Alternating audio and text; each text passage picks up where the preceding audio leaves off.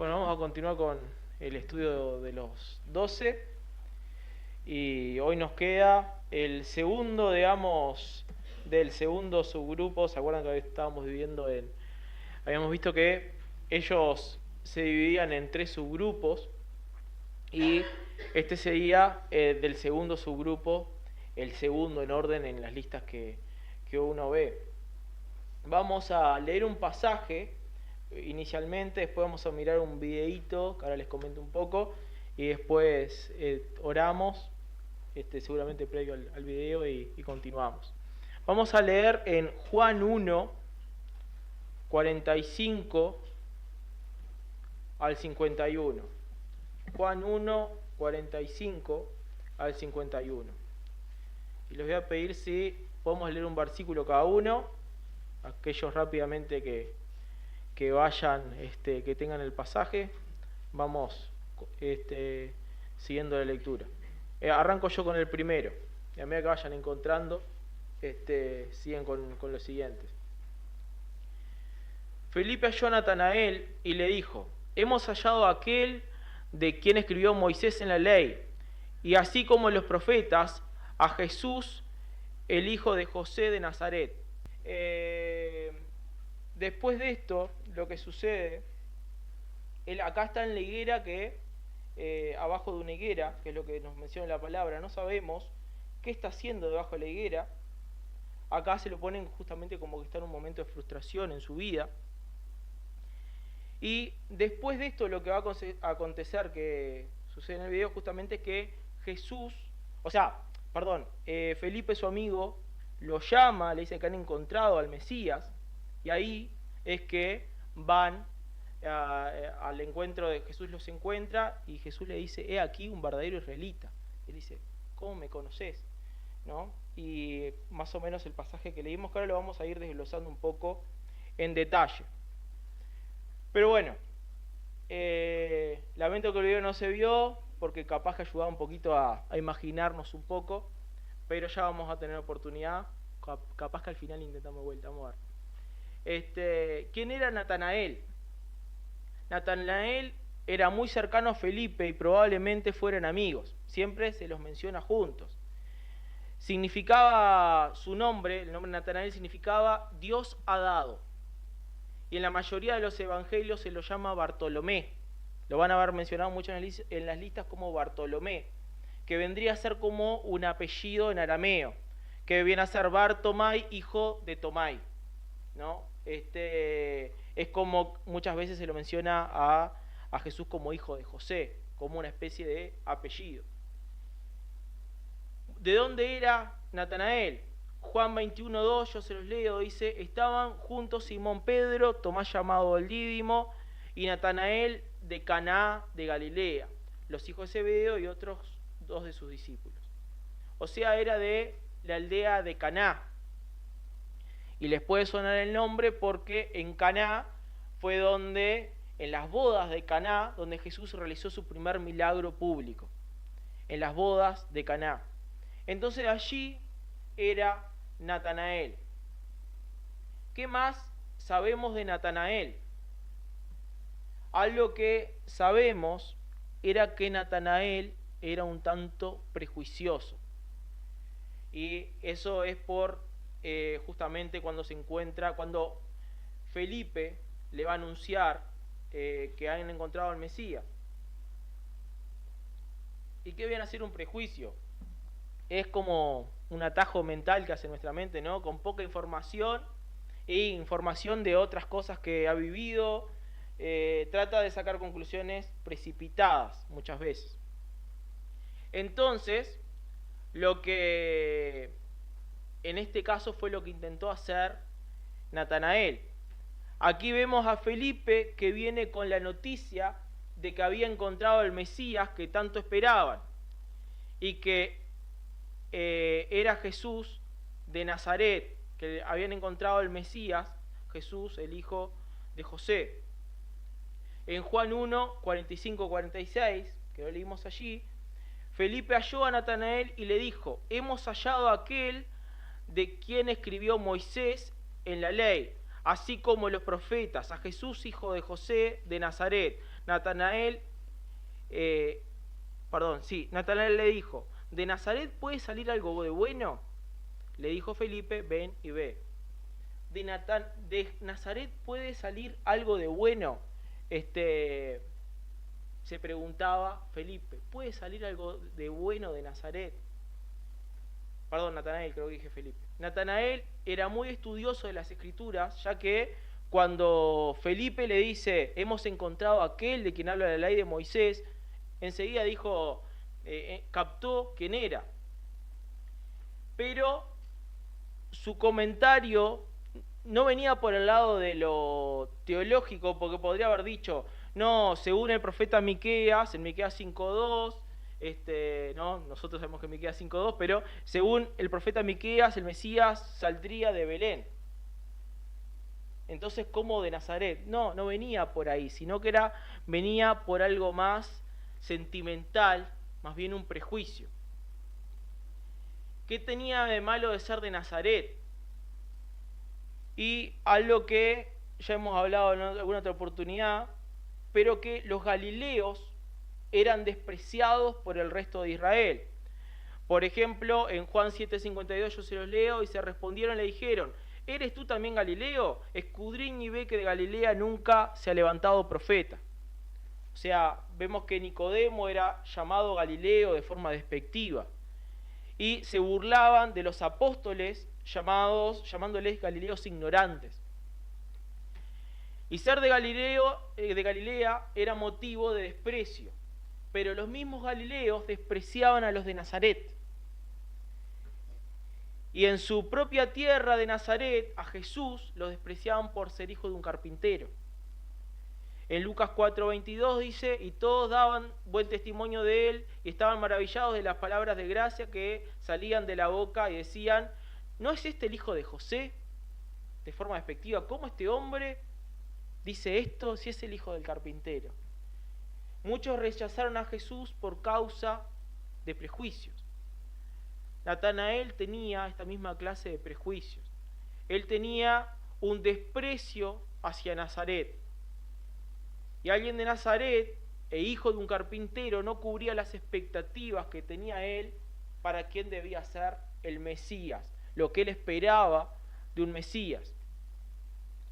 Pero Natanael, ¿vieron el dicho ese, el muerto asusta, el degollado? Bueno, Caná no era la gran metrópolis. Caná era una aldea mucho menos atractiva inclusive que Nazaret. Nazaret estaba en medio de rutas importantes, pero Caná era una aldea un poco más apartada. Y es probable que hubiera como cierta rivalidad entre Caná contra Nazaret, esa rivalidad regional como hay en algunas entre ciudades contra otras. Entonces tal vez Natanael habló con ese orgullo regional, de decir, yo soy de Caná, de Nazaret, ¿no? ¿Cómo algo bueno puede salir de esa ciudad? Pero su prejuicio era un prejuicio que muchos tenían sobre Jesús. Jesús fue despreciado por los fariseos por ser de Galilea, fue despreciado por los galileos por ser de Nazaret, y fue despreciado por los de Nazaret por ser hijo de un carpintero. Es que tenemos que preguntarnos cómo Jesús no nos va a entender cuando nosotros sufrimos desprecios del tipo que sea. Cómo Jesús no nos va a entender. Algo que también sabemos de Natanael era que era un verdadero israelita. Un verdadero israelita, bueno, dicho por Jesús mismo.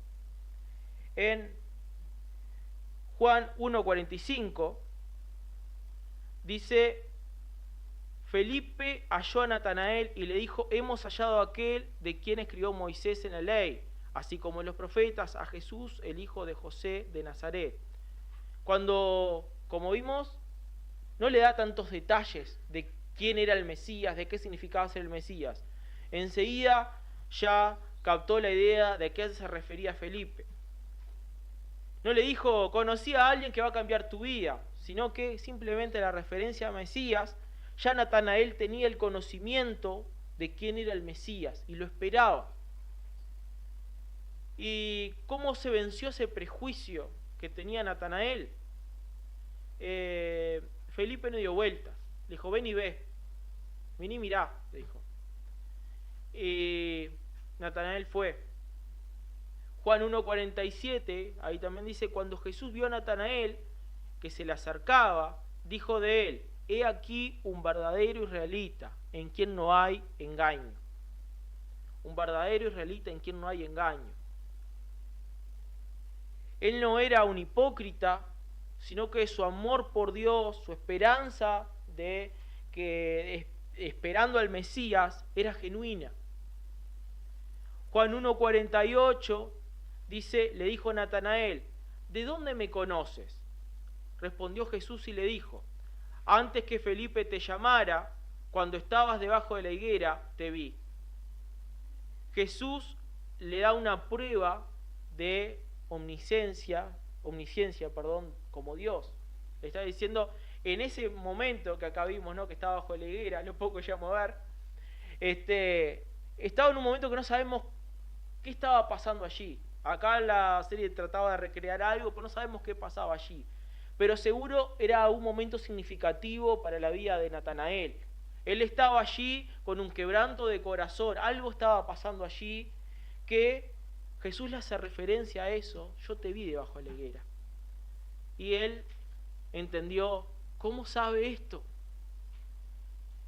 Y Juan 2:25 nos habla de cómo Jesús conoce las cosas y dice, no tenía necesidad de que nadie le diese testimonio del hombre, pues él sabía lo que había en el hombre. Jesús sabía lo que había en los hombres. Jesús ya conocía a Natanael antes de ser presentados físicamente. Y el hecho de que estuviera debajo de la higuera probablemente no fuera algo sin significado. Las casas en aquella época eran casas chicas, que a veces tenían el fuego prendido para cocinar y por mucho tiempo se llenaban de humo. Entonces, tener un árbol cerca de casa era un lugar para estar tranquilos, para meditar, para descansar, para leer las Escrituras.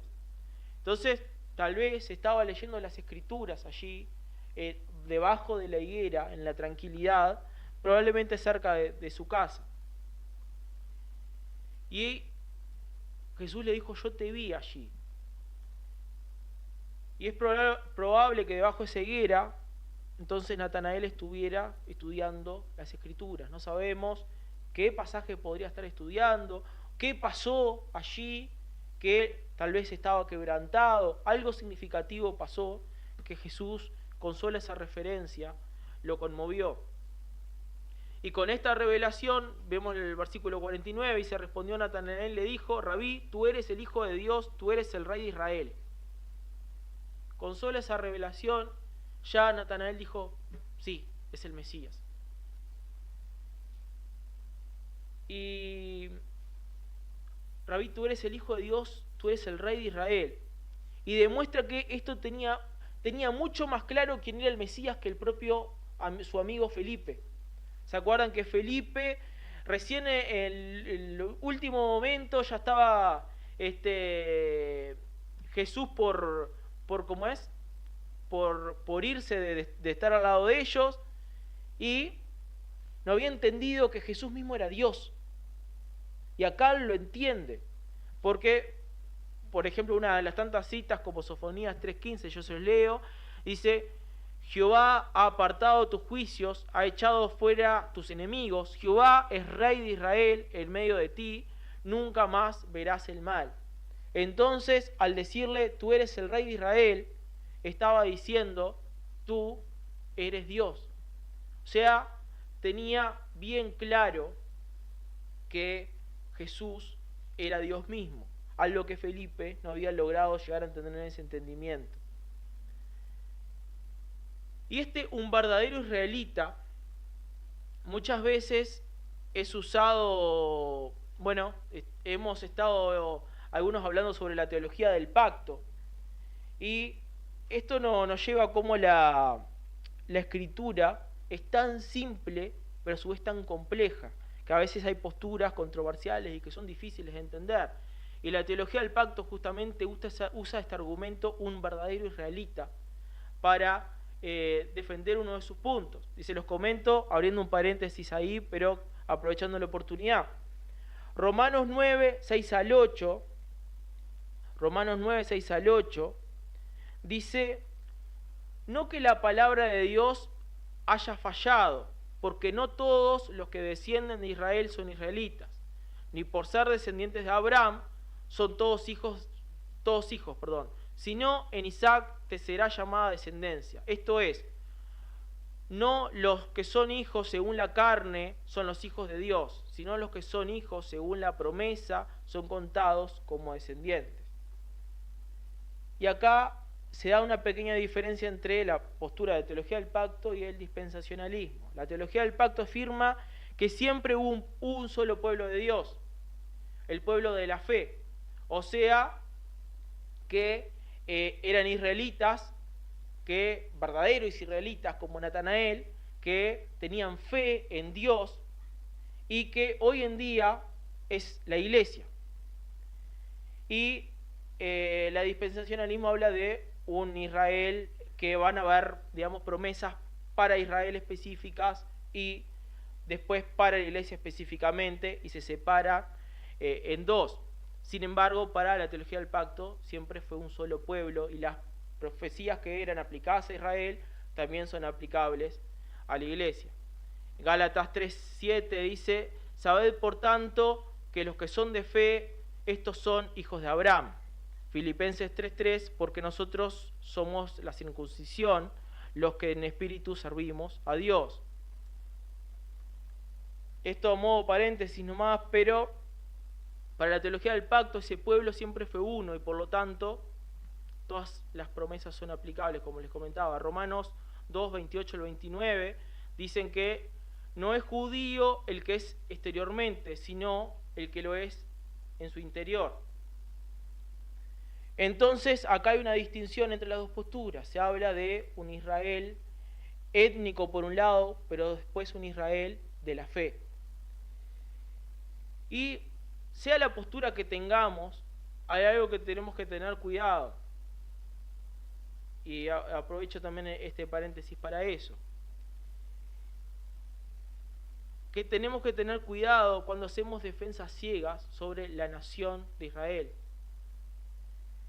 No todo lo que hizo Israel a lo largo de su historia fue bien visto por los ojos de Dios.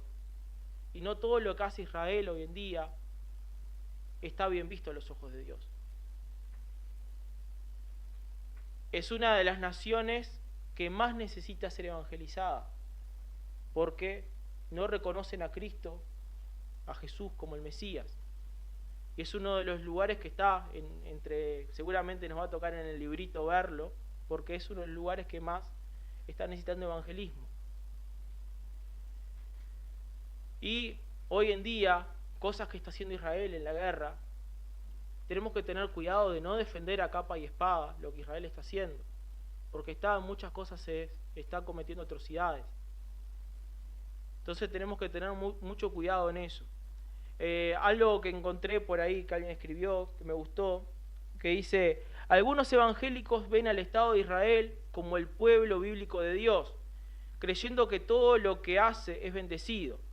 Pero reflexionemos, ¿quién es parte de la familia de Dios? ¿Un israelita que rechaza y blasfema contra Jesús o un palestino que lo reconoce a Cristo como Señor? Porque dentro del pueblo palestino hay muchos creyentes también. Entonces tenemos que tener cuidado con eso. Un verdadero israelita no está hablando de etnia o raza, sino de su fe. Jesús está elogiando la fe de Natanael.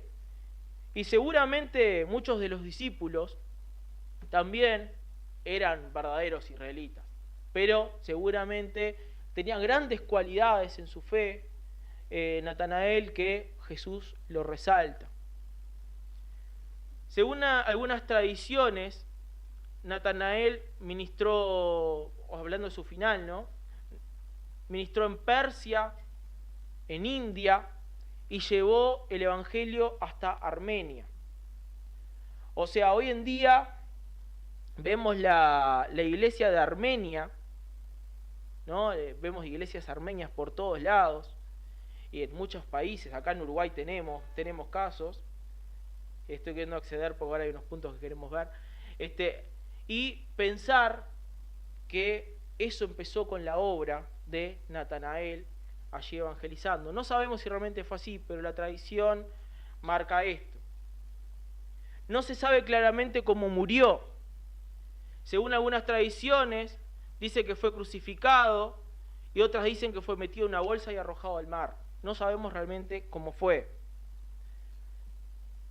Esto que dijo Jesús del verdadero israelita viene del texto verdadero de la palabra griega que es aletos, que significa verdaderamente, genuinamente.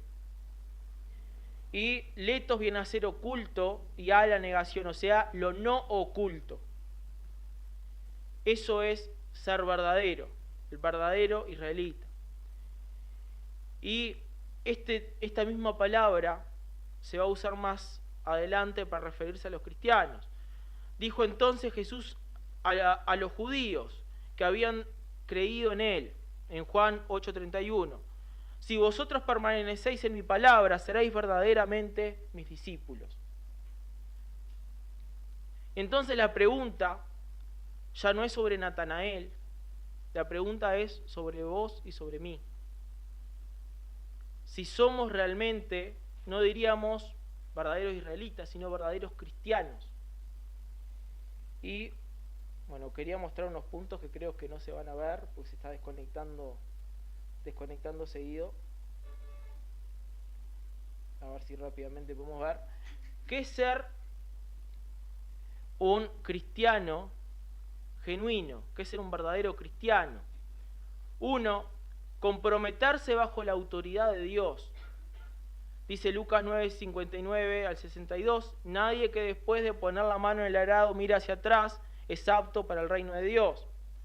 O sea, es comprometerse a sacrificar todo lo demás por causa de Cristo. Comprometerse en obediencia, el 2. ¿Acaso también ustedes quieren irse? Le dijo Jesús, ¿se acuerdan en Juan 6? Y Simón Pedro le respondió, Señor, ¿a quién iremos si solo tú tienes palabras de vida eterna? Comprometerse en obediencia. 3. Comprometerse con la disciplina espiritual. Levantándose muy de mañana, cuando todavía estaba oscuro, Jesús salió y fue a un lugar solitario y allí oraba, Marcos 1:35. Comprometerse, 4, a permanecer en la palabra de Dios. Juan 8:31 al 32 dice, entonces Jesús decía a los judíos que habían creído en él, si ustedes permanecen en mi palabra, verdaderamente son mis discípulos, y conocerán la verdad, y la verdad os hará libres. 5. Comprometerse a crecer y dar frutos. Hace algunos domingos atrás, Nahuel nos estuvo hablando justamente de la parábola de la vid, y hablaba cómo el Padre busca frutos, el Padre quiere frutos, el labrador quiere frutos, quiere que demos frutos. 6. Comprometerse con la misión de Dios, la gran comisión, Mateo 28, 19 al 20. 7. Comprometerse a amar verdaderamente a los demás. Dice Juan 13 y 34 al 35, perdón. Un mandamiento nuevo les doy, que se amen los unos a los otros, que como yo los he amado, así también se amen unos a los otros. En esto conocerán todos que son mis discípulos, que se tienen amor los unos a los otros. Y 8, final, comprometerse con una iglesia local. Dice Hechos 10, 24 al 25. Considerémonos cómo estimularnos unos a otros al amor y las buenas obras, no dejando de congregarnos como algunos tienen por costumbre, sino exhortándonos unos a otros, y muchos más al ver que el día se acerca. Entonces, ¿qué es ser un cristiano? Más detalles, menos detalles. más o menos, serían estos puntos. Decía Leonard Sweet, decía, ser discípulo no es solo seguir a Jesús con los pies, sino también con la cruz. Y otra persona decía, la gracia es gratuita, pero el discipulado cuesta toda la vida. O sea, ¿creíste en Cristo como el Mesías, como tu Señor y Salvador? Bueno, es la decisión más importante de toda tu vida. Y es un buen comienzo, pero es el comienzo. Porque la vida cristiana hay mucho que trabajar. Hay muchas cosas por crecer, por dar frutos, por comprometernos con este tipo de cosas que vimos. O sea, la salvación es solo el principio de la vida cristiana. Y Jesús no busca multitudes que lo admiren, sino discípulos que se comprometan. Hoy, como con Natanael, Jesús no busca perfectos, sino busca a verdaderos. ¿Estamos dispuestos a ser uno de ellos? ¿Qué compromiso necesitamos renovar de estos que hemos visto para realmente buscar ser verdaderos hijos de Dios? Dios nos ayude a realmente poder analizar en nuestras vidas qué cosas tenemos que poder mejorar para ser verdaderos hijos de Dios. Qué bueno sería que algún día Dios nos diga, esto es un verdadero cristiano, así como se le dijo a Natanael, este es un verdadero israelita. Dios nos ayude a poder realmente ser verdaderos hijos de Dios.